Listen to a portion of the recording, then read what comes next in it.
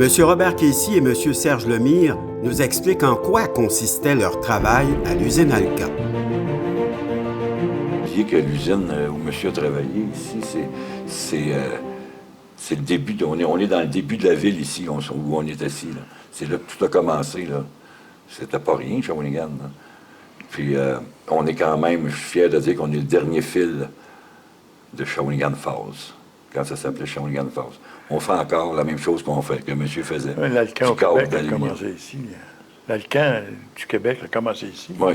C'était Pittsburgh Bien Reduction. avant Plan 2, bien avant Rida. Pittsburgh Reduction. C'est ça.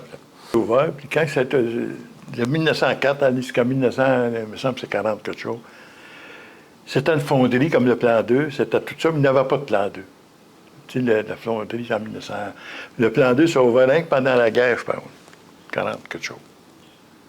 C'était nouveau par rapport à... Quand ils ont ouvert ça, ils ont fermé les fonderies. Ici, ils recevaient de la bauxite, puis ils faisaient fondre ça, puis on ça de même, là, pour avoir de l'aluminium qu'il y avait dedans. Puis bon, quand ils ont ouvert le Plan 2, ils ont fermé ça ici, puis ils ont fait plus, ils ont fait d'autres produits finis ou semi-finis ici, au plan. Puis à cause, ici, de notre... c'est quasiment la matière première de l'aluminium, la matière première, c'est quasiment l'électricité. Pas d'électricité dans ce temps-là, ils ne pouvaient pas rien faire. Alors ici, il y avait de l'électricité, toutes les usines étaient basées là-dessus. C'est pour ça qu'ils sont venus ici. Parce que c'est des tâches assez... Lui, il fait du corps. Quand on fait du corps, il n'en faut pas ailleurs. Ici, à l'entour, on ne peut pas apprendre d'expérience. Il ne monte pas ça à l'école. Puis de la bande acier, puis ces faux-là, c'est des faux de métal qui tournent autour des fils. Là. Et ils font pas... Quand on n'a pas de place, ils font ça bien. Il y en a qui en font peut-être, mais... C'est assez spécifique, comme monsieur disait, le travail qu'il y a là. Il ne se donne pas de cours de câbleur. Tu apprends avec des formations. Puis avec tes chums. Oui, ils te donnent des conseils ou ils t'en donnent pas. T'es mieux de faire des amis. Mais même encore, les machines on appelle ça des laminoirs. Il y en a 3 qui sont... Monsieur les reconnaîtrait. Ça date. La plus vieille, c'est la Redex. C'est une machine française. On l'a encore.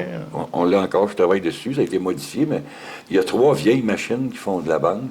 Et puis 3 nouvelles qui ont été développées par les ingénieurs et les employés de Saint-Maurice. C'est pour... on fait la bande... À Shawinigan, on fait la bande AC pour la petite bande mince qui arme le fil. Là. C'est une norme de construction. Puis on est pas mal, comme on dit en français, les kingpins en Amérique du Nord dans ça. Le gros client est aux États-Unis. Puis, avant, là, il y avait juste un gros client. Maintenant, il y a plus qu'une patte à l'entour de la table. Là. C'est plus rassurant.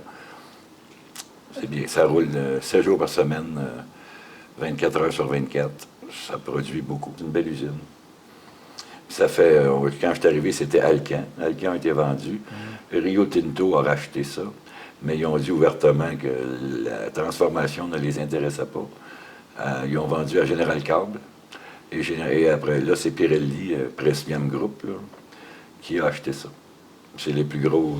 on fait partie des plus gros fournisseurs de câbles au monde.